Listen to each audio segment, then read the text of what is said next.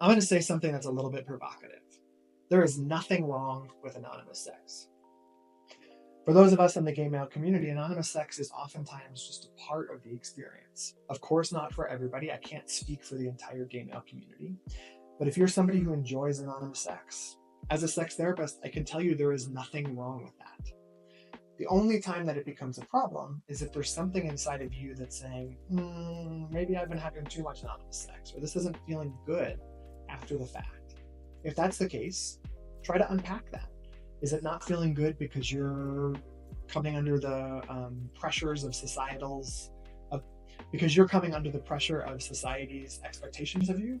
Or is it not feeling good because there's something about the way that you're doing it that isn't resonating with your values? Take some time and reflect on that. But remember, there's no one type of sex that is bad unless, as long as there's consent involved and we're talking about adults here. What do you think about that? I'm going to say something I am going to say something that may be provocative for some of you out there. There is nothing wrong with anonymous sex.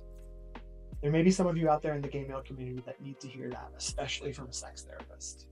There is no one kind of sex that is wrong, unless, we're talking about a consent violation or, you're having sex with somebody who's not a consenting adult in some other way. But there is not one type of sex that is wrong.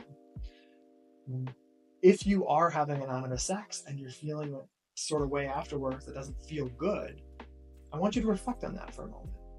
What isn't feeling good about that for you? Is it that you are feeling pressure from society that this is wrong or you should feel bad? Or is it something inside that, you're feeling an icky kind of way because of the frequency that you're having it or a certain interaction that didn't feel good? And that's okay. You can learn from that and you can have a different experience. But what do you think about that idea that there's nothing wrong with anonymous sex?